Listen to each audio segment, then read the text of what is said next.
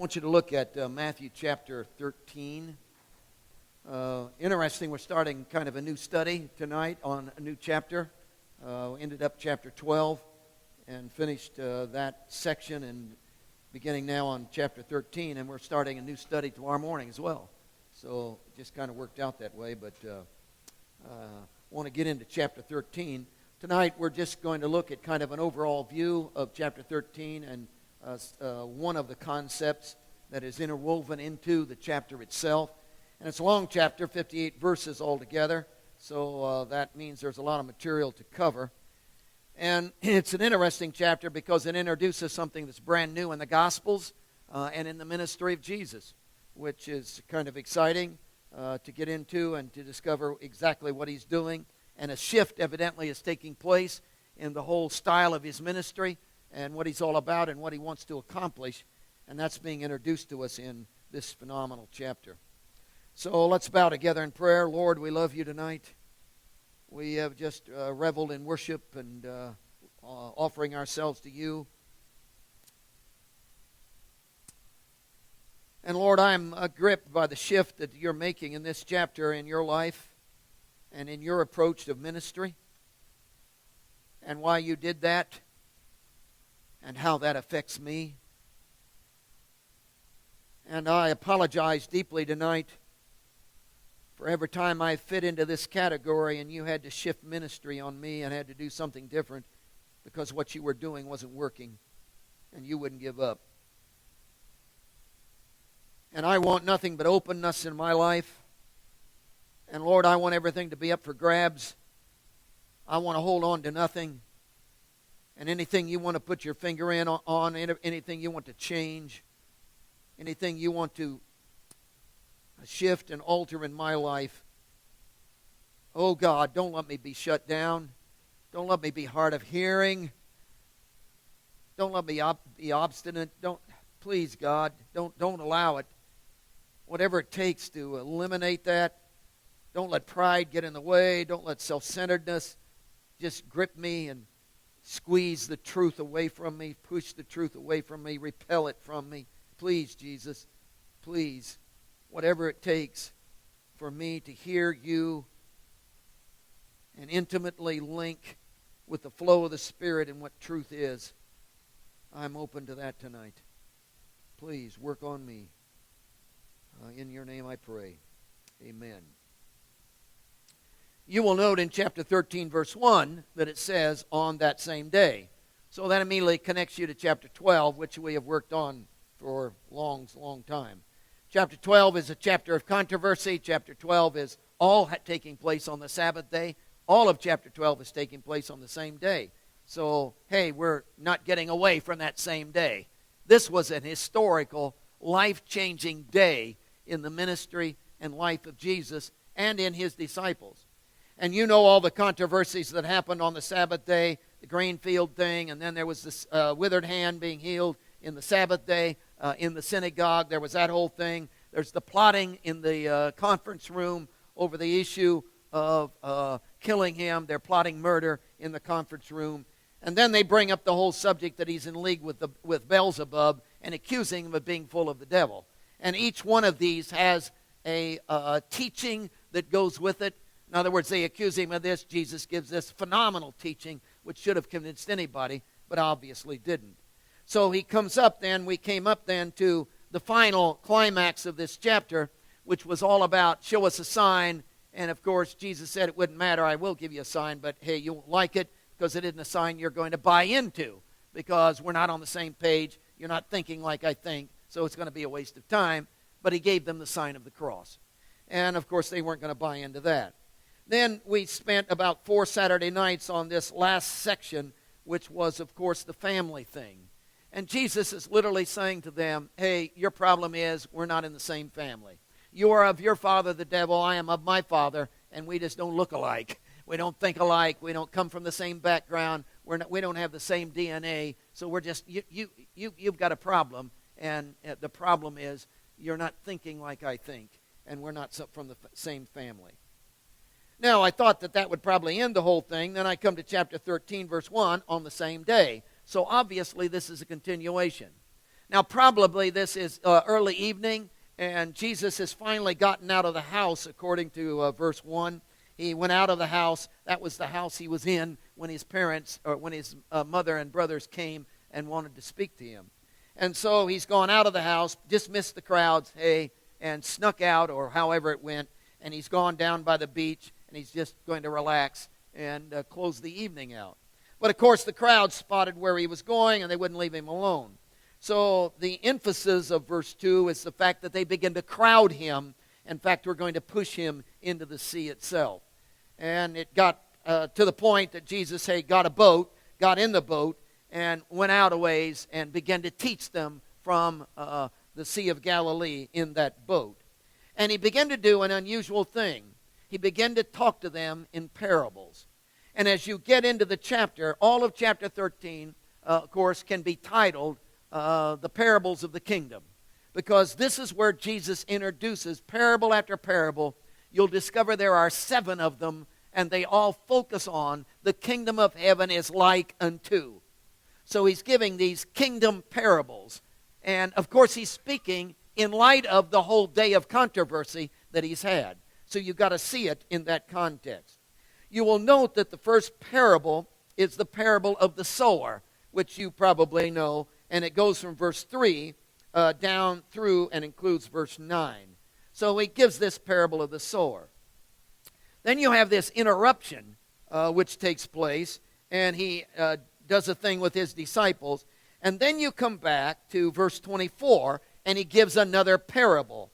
And this time he tells the parable of the wheat and the tares. And that goes down through into verse 30. So it's the second parable. Then he turns and gives verse 31 and 32, which make up the parable of the mustard seed. The kingdom of heaven is like unto a mustard seed. And then he immediately gives another parable, verse 33, which is only one verse, and that's the parable of the leaven. The kingdom of heaven is likened unto leaven. And then again, you have an interruption going on in the whole scene, and we will get to that. But he turns then and comes back to again giving parables in verse 44. So now he's giving the parable of the pearl of the treasure, which is verse 44, which is the fifth parable, and then he gives the parable of the great pearl of great price, which is verse 45 and 46, which is the sixth parable, and then he gives the parable of the dragnet. Now, in addition to that, he is so stuck on this parable idea that he begins to explain these parables. So there's no need for interpretation, no need to say, oh, I don't know what he meant by that, because he explains the parable of the sower, and that explanation is given to you in verse 18 down through verse 23. And he says, let me explain the parable of the sower. Now he does the same thing in the parable of the wheat and the tares, and he gives that explanation in verse 38 through 43, and turns right around and gives the parable immediately after the parable of the dragnet. He gives an explanation to that in just 2 verses. So he gives 3 explanations of the parables that he told. So it gives you kind of a feel of how parables work and what they're all about. Now, that's the chapter. But the interesting thing about the chapter is there's woven through the chapter a difficulty. There's woven through the chapter another concept. In other words, that's the concept, the overall concept is the concept of the parables of the kingdom of heaven. So he's trying to teach us about that and teach that multitude. But interwoven into those parables, in between those parables, is this other concept. And that concept has to do with why Jesus is teaching parables. Now, when you look at verse 10, for instance, in this chapter, he's told the parable of the sower, and then the disciples have come to him privately. We don't know how they did that because he keeps telling parables to the multitude. So maybe they actually came out into the water, got into the boat with him, and had a private consultation with him. We don't know. But anyhow, they are talking to him privately, and this isn't being shared with the multitudes.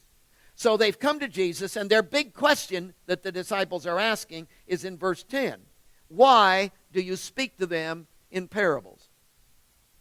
Now, obviously, the style of the ministry of Jesus had shifted so dramatically from the way he had been preaching to now telling parables that they are absolutely blown away by it and said, Jesus, what's going on here? You're not doing what you normally do. This isn't the normal style of your preaching. You've shifted on us. What's happened? What's taken place? Now, obviously, this is a direct result of the controversy that he's had all day and with the Pharisees and the leaders of Israel. And something has happened something has happened so strongly in that controversy that it has set up some kind of change in the very emphasis that Jesus is going to make. So his disciples have come and said, well, let us in on this. Why do you speak to them in parables? Why the shift? Now, Jesus is definitely going to answer that, and we're going to be studying that and only going to touch on it tonight because of time. But in verse 11, he begins to tell them why he's speaking in parables and shifted in his ministry style. He says in verse 11, because it has been given to you to know the mysteries of the kingdom of heaven, but to them it has not been given. For whoever has, to him more will be given, and he will have abundance, and whoever does not have, even what he has will be taken away from him. Therefore I speak to them in parables, because seeing they do not see, and hearing they do not hear, nor do they understand. And then he spills into this prophecy thing. In fact, in verse 14, he gives a prophecy that lasts for 2 verses and pulls this right out of prophecy, saying, this has been prophesied. And then Matthew, that's the words of Jesus, then Matthew picks up on it in verse 34 and says, let me tell you that Jesus is speaking in parables, and all of this fulfills prophecy, and he quotes another prophecy. So this shouldn't be surprising to us if we knew the prophecy itself. So all of this is backed up by the scriptures that Jesus would shift in his ministry and move into this parable thing. And don't think that this was, well, one day, because if you look at verse 34, it says, all of these things Jesus spoke to the multitude in parables, and without a parable he did not speak to them. Now that would indicate that from this time on, Jesus isn't going to do anything but parables. Now we know that isn't exactly true, because when you go to Matthew chapter 23, which is his last public preached message, it isn't a parable. But evidently the strong emphasis from this point on is, man, I'm telling you stories. That's all you're going to get out of me. And he went into this parable thing.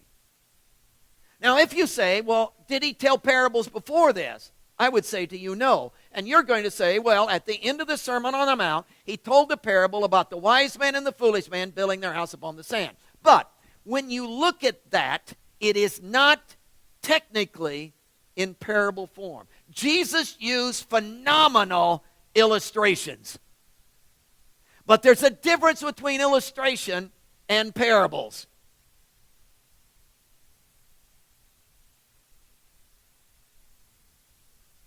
It's one thing to preach a sermon and illustrate it.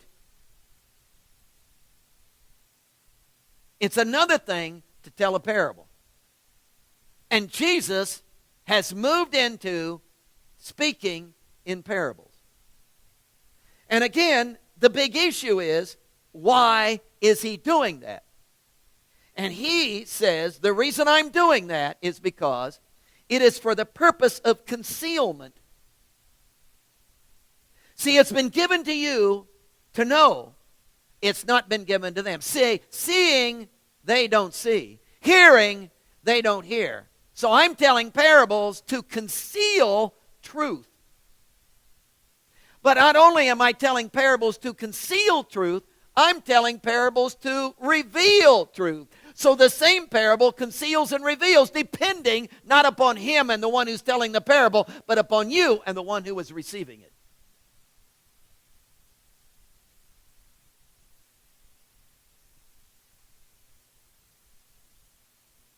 So if you see and understand, If you don't see and you don't understand, that will be because of the condition in your own life. Because the parable both reveals and conceals. That's what he says. And that the reason he is, did you get it? The reason he is telling parables is to conceal and to reveal, but that doesn't have anything to do with him telling it. It has everything to do with you and your view of it.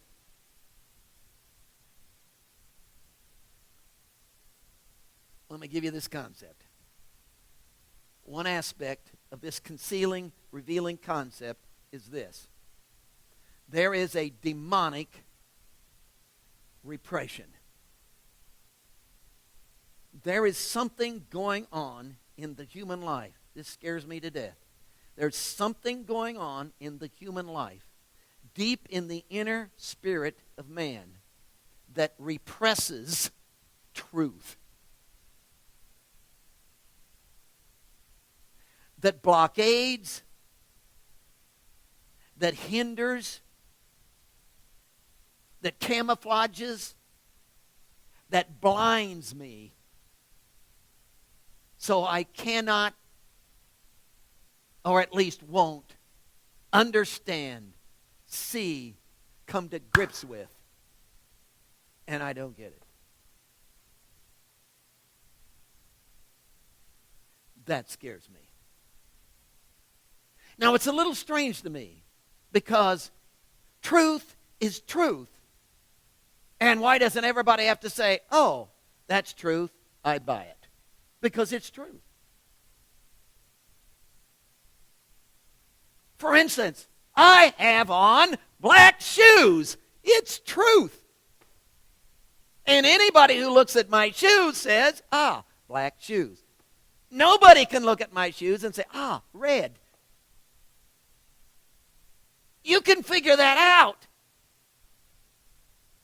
So why wouldn't everybody in the world look at my shoes and say they're black? Well, they would. Anybody who's got any sense? Because that's the way it is. But see, in truth, we're not dealing with black shoes. We're not dealing with blue eyes. We're not dealing with color of shirt. We're not dealing with those. We're not dealing with 2 + 2 = 4, and you can figure that out and get it down, and everybody comes up with the same conclusion. In truth, those are facts. Facts, no problem. You can figure that out. You can nail that one down. You can get that, shoes are black. Good, I got that fact, but we're not dealing with just facts. See, truth is bigger than facts. And it's not in the realm of facts that the devil confuses us. It's in the realm of truth, where he represses and pushes away. And somehow, deep in the inner heart of man, there is a repression, a resistance, not to facts, because we'll accept facts, but the truth of God is bigger than that. Let me give you an example. There was this guy by the name of Ananias and his wife Sapphira. They're doing well in the early church. No problem. Everybody's, they've been saved. Hey, they believe in Jesus. They've become Christians in the Jerusalem church. So everything is going well. The church is helping the poor. Many of them are selling what they have and are giving what they have to the church to help and supply the needs among themselves. And it's all good. Ananias and Sapphira decide to get in on that. They sell a piece of property. Wow! They sell a piece of property, bring the money to Peter, and say, hey, there's the money, and Ananias drops dead. Before he get done, Sapphira drops dead. And the reason is because they lied about the amount.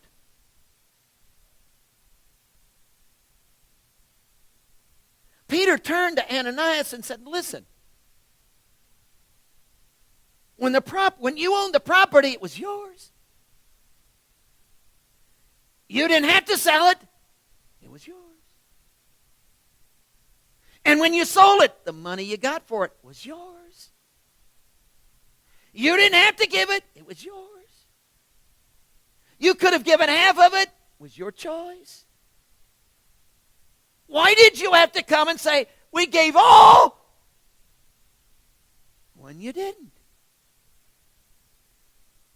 What is it that's down inside of me that wants to camouflage, cover the truth of what I am and my relationship with God and what I'm surrendering? What is it down inside of me that wants to act one way when I'm really another way? What is it that wants to cover? What is the pride? What is the demonic repression that wants to take truth and stick it over into a corner and act? What is it inside of me that does that kind of stuff?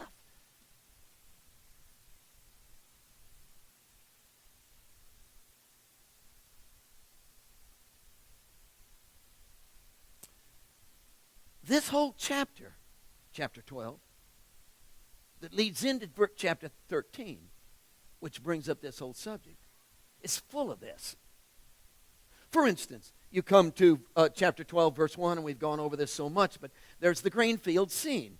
And the disciples are picking grain on the Sabbath day, eating it. And the Pharisees are there saying, your disciples are picking grain on the Sabbath day, breaking Sabbath day law, should be stoned to death. And Jesus gives them three dynamic, not parables, truth. I mean, absolute down to it truth. Not your shoes are black kind of stuff, but the truth of how God views things, and lays that thing out in three basic ideas. And it is so powerful that you walk away from that. And the last one, he quotes the scripture, God desires mercy and not sacrifice. And you would think that they would walk away from that saying, whoa, you're right. Forget about the Sabbath day law. Pick that grain, boy. But they don't. They don't even see it. There is something down inside of the Pharisee that so resists, so represses, so pushes aside the reality of truth coming right out. Can you imagine? This wasn't out of the lips of some stupid preacher, some dumb pastor. This was out of the lips of Jesus. And you would think if anybody could get through to these boys and they would say, whoa, you're right. What is it down inside of a Pharisee that will not allow him to say, I buy that? What is that? They moved from the grain field to the synagogue. There's a guy with a withered hand. They set him up. They knew what Jesus would do, brother. He healed the guy. Well, sure he's going to do that. Come on. Healed the guy. And Jesus didn't tell a parable, told him truth in an illustration. Asked them the question. And it's so simple. Sheep falls into the pit, you get him out. Yes. Man falls into the pit, you don't get him out. Right. There's something wrong with that. Duh. Your value system is messed up. Wouldn't you think anybody would say, whoa, you know what those boys did? Immediately went to the conference room and plotted murder, how they were going to nail him. And they never got the truth. What is it that's down inside that won't allow me, that hinders me? See, I don't like the idea won't allow me, like it's not my fault, because it is my fault. Well, what is it that's down inside of me that I cling to and respond to that represses and won't allow? What is that? What hinders me? What stops that? That's the issue of the passage. Now, let me give you a second, without answering that, let me give you a second idea that's connected with this. One, there's something down inside of the human being that just won't buy into, won't just resist But the second idea, there is a demonic repression. There is a divine revelation. God is coming forth with his truth. And he wants to reveal. But we're not dealing now, get this, we're not dealing with, oh, your shoes are black. Anybody can get, that's fact. Nope, 2 + 2 equals, you can figure that out. But see, truth, he calls, look at this, it's verse 10 again. He calls, it's really verse 11. He calls this a mystery. Because it has been given to you to know the mysteries. See, mystery, the Greek word for mystery literally comes from the root word, shut the mouth. In other words, I'm going to tell you something that's going to be so, it's going to shut your mouth. Which for some of you I'd like to do. But has to do with shut the mouth. In other words, a mystery is that which cannot be understood. Here's the basic underlying tone of a mystery.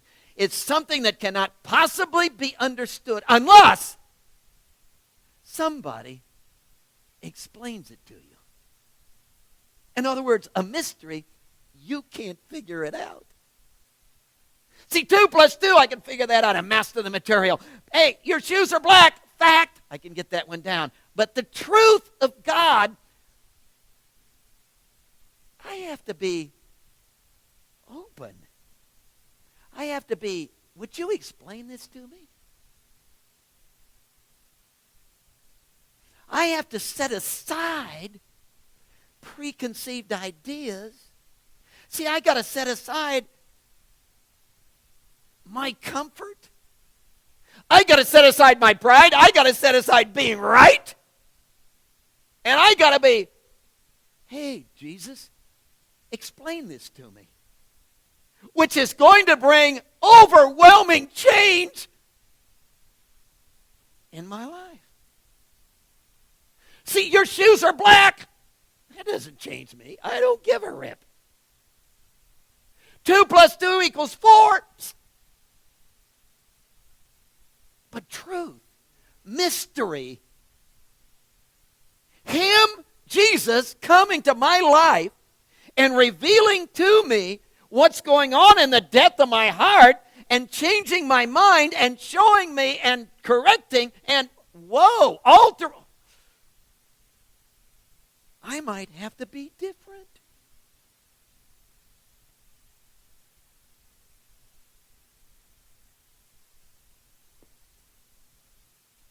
That seems to be the issue. Which is the last then? See, there's a demonic repression. There's a divine revelation. But the climax of what he's talking about is there is a demanded response. And the response he's after is, hey, I'm going to tell you a parable. And if you will be open,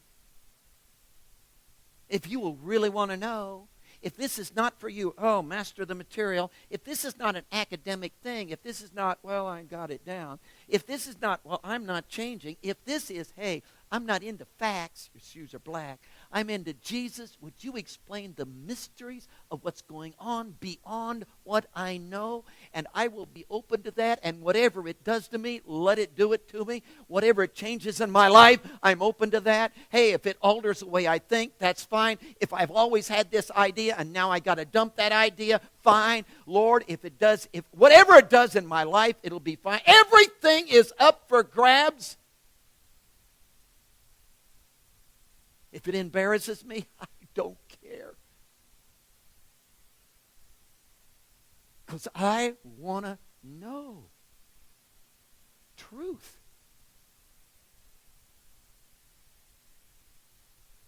It will be revealed. So the issue tonight is not how smart you are, not what your background is, not how much religious training you've had. The issue tonight is not where you've come from. It's not your past experience. It's not how many times you've been to the altar. The issue is not how many church offices you have served at. The issue is, how far would you go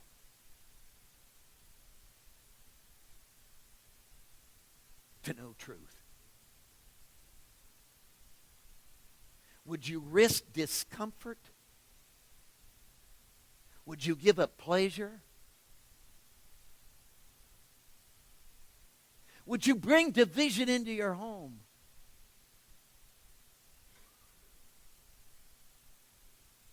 How far would you go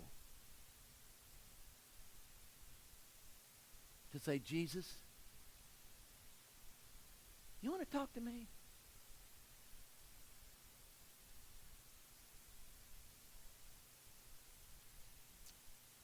Lord,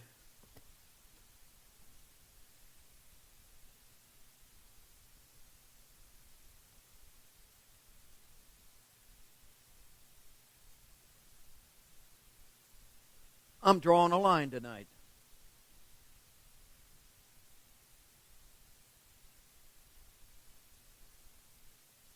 If I've been more interested in being right than knowing truth, I'm drawing a line.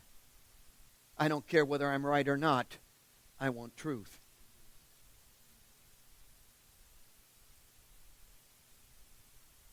Lord, I'm drawing a line tonight. If I've held on to certain ideas because it fed my pride and my ego and made me look like I was something, I'm dumping that. I'm open to embarrassment. I'm open to an alteration in my life. Whatever it would change, if you would talk to me and reveal truth. Lord, I'm drawing a line tonight. I've had my lifestyle, the way I've done things, the way I've operated, the way I've always been, the way I've always thought. I've got my traditional kind of stuff, the way I live.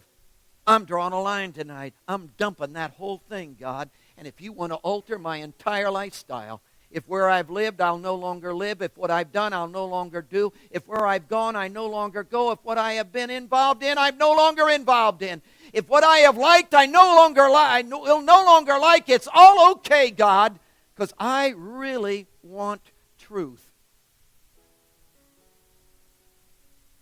And I am sorry, God, that I have gone so far as to resist you, camouflage, and you've come to me with laid out truth. I mean, just laid out truth. And I so resisted you, you had to start telling me stories.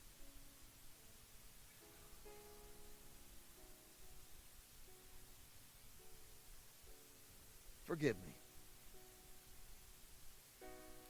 Forgive me. Forgive me. So I'm asking you tonight, God, break me, smash me, embarrass me, drive me against the wall. Don't be gentle with me. Pick me up and throw me against the wall, God.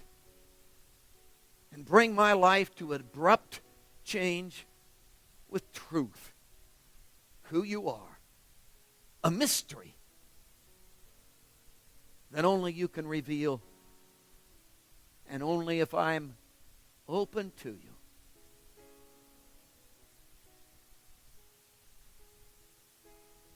Heads are bowed.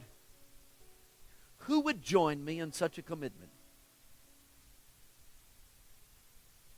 Who would kneel at this altar and say, hey, committed to truth, wide open, everything's up for grabs.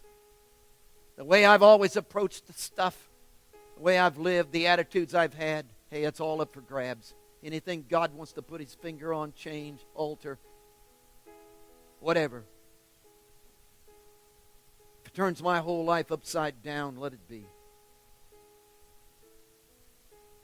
But I'm going to be open to the mystery of the kingdom being revealed to me. Who would make such a radical, overwhelming, earth-shaking, life-changing commitment? That's what Jesus is calling us to in this chapter. Want to join me in that kind of openness? The Be obedient.